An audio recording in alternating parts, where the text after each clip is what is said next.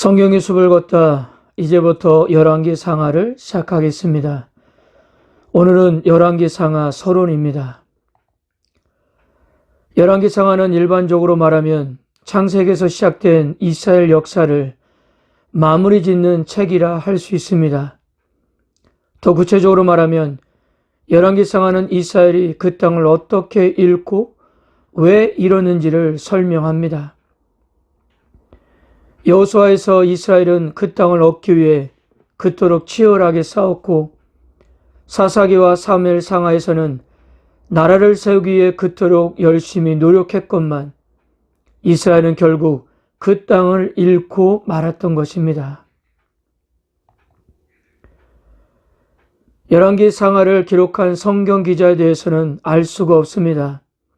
한 명의 성경 기자가 기록했다는 견해, 2명 이상의 편집자들에 의해서 기록되었다고도 보기도 합니다. 참고로 탈무드에서는 열왕기 상하의 성경 기자를 선지자 예레미야로 보고 있습니다.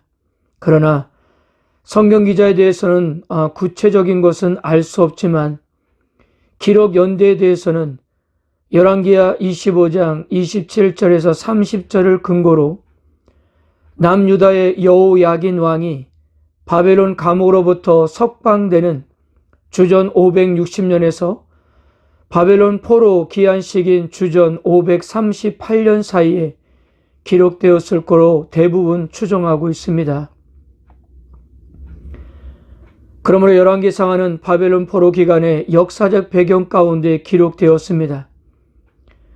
자신들의 처한 비참한 상황의 원인을 역사적으로 살펴보는 거예요. 그래서 열왕기 상하는 단순한 역사적인 기록이 아니라 국가의 흥망이 하나님과의 관계, 그리고 그분의 말씀에 대한 순종 여부로 결정되며 자신들은 그에 부응하지 못했음을 고백하는 책인 것입니다. 그러므로 열왕기 상하는 한마디로 바벨론 강가에서 눈물로 쓴 참회록이었던 겁니다. 주전 970년 다윗의 통치가 끝이 나고 통일 이스라엘의 왕위에 오른 솔로몬, 그 무엇보다도 하나님께 지혜를 구함으로써 역사상 최고의 화려한 리더 시대를 구가했던 그도 말년에 영적 판단력이 흐려져서 하나님의 진노를 사게 됩니다. 그리고 그 아들인 로보암 때의 왕국은 북왕국 이스라엘과 남왕국 유다로 분열되고 말았습니다. 그래서 열왕기 상하는 솔로몬 때부터 유다의 마지막 왕 시드기야의 최후인 주전 586년까지 약 400년 동안 남유다와 북이스라엘을 통치했던 약 40여 명의 왕들의 초점을 맞추고 있습니다. 남유다에서는 19명의 왕들과 1명의 여왕까지 포함 총 20명의 통치자가 소개되고, 북이스라엘에서도 19명의 왕들과 오므리 왕의 정적이었던 디브니를 포함시키면 도합 20명이 됩니다. 여기에 12명의 선지자들의 파란만장한 이야기를 다루고 있습니다. 자, 우리가 열왕기 상하를 제대로 이해하기 위해서 먼저 몇 가지를 알아둬야 할 사항이 있습니다. 첫째, 열왕기 상하는 정치, 경제, 문화의 관점에서 왕들을 평가하지 않는다는 점입니다. 우리나라뿐만 아니라 대부분 기독교인들이 사용하고 있는 성경의 분류를 보면 열왕기는 역사서에 포함되어 있습니다. 한번 표를 참고해 보세요.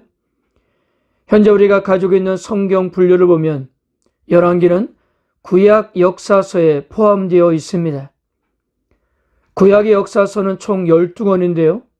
여호수아, 사사기, 룻기, 사무엘 상하, 열왕기 상하, 역대 상하, 에스라, 느헤미야, 에스더까지입니다.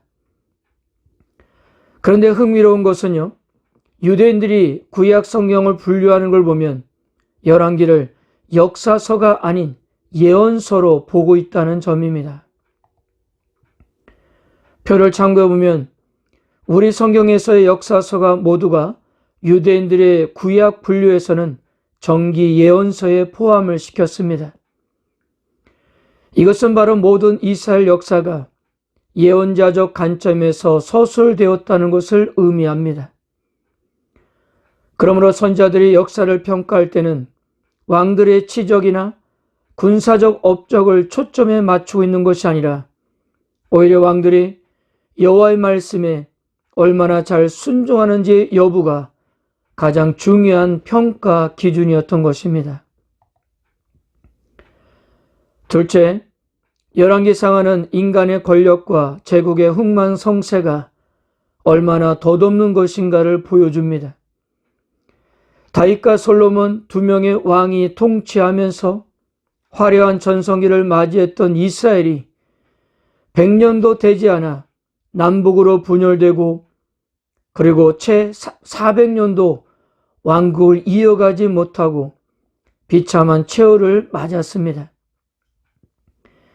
이것은 이스라엘뿐만 아니라 주변 강대국인 애굽, 아수르, 바벨론의 흥망성쇠 역시 같은 모습이었습니다. 그 배후에는 역사를 주관하시는 하나님의 손길이 있었던 것입니다.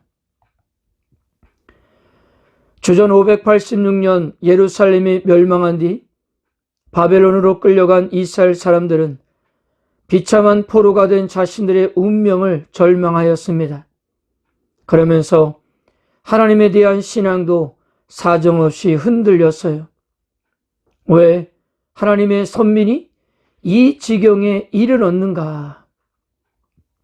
여기에 대한 해답을 모색한 것이 바로 열왕기 상하였습니다. 저 열왕기 상하는 과거의 잘못을 정확하게 인식시켜 신앙 안에서 미래에 대한 소망을 찾게 하는 역사서였던 것입니다. 셋째, 열왕기 상하는 지도자 한 사람 한 사람의 영향력이 얼마나 큰지를 보여줍니다. 열왕기에서 왕들을 평가할 때마다 반복되는 어구가 있습니다. 남한국 유다의 왕들에 대해서는 다윗같이 여호와의 보시기에 정직히 행했다, 그렇지 않는가로, 북왕국 이스라엘의 왕들에게는 여로보암의 길로 행했다는 말로 평가를 했어요. 다윗은 우리가 얼마 전까지 공부했던 사무엘서의 중요한 인물입니다. 물론 잘못도 있었지만 다윗은 하나님의 마음에 맞는 자라는 칭호를 얻었습니다. 여로보암은 이스라엘이 남과 북으로 분열되었을 때 북왕국 이스라엘의 초대 왕이었던 사람이었는데요. 반란으로 정권을 잡은 그는 북왕국을 우상 숭배로 만들었습니다. 이렇게 한 사람의 선한 통치나 악한 통치가 반복되고 답습이 되면서 백성들의 삶을 좌지우지할 정도로 큰 영향력을 미치게 된 것입니다. 사랑하는 성도 여러분, 우리는 이제부터 열왕기 상하를 공부하면서 주의를 기울여 하나님께서 그들에게 주신 기회들을 살펴보아야 합니다.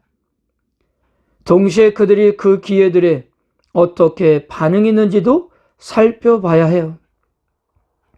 그리고 그들의 성공과 실패의 원인을 숙고하고 우리들의 삶에 적용을 해야 합니다. 하나님께서 오늘 우리들의 삶을 바라보시는 관점은 우리가 이 땅에서 이룰 성공과 업적이 아닙니다. 하나님께서 오늘 우리 삶에서 보고 싶어 하는 것은 내 삶의 중심에 살아계신 하나님의 말씀이 있는가의 여부일 것입니다. 하나님의 말씀을 내 삶의 기준으로 삼아 얼마나 잘 순종하는가의 여부를 보고 싶어 하실 거예요.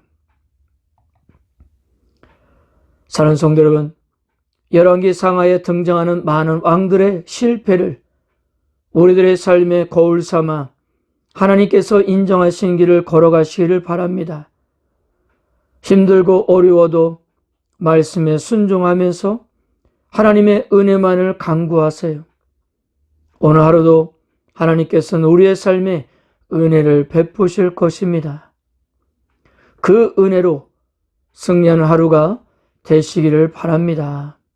아멘.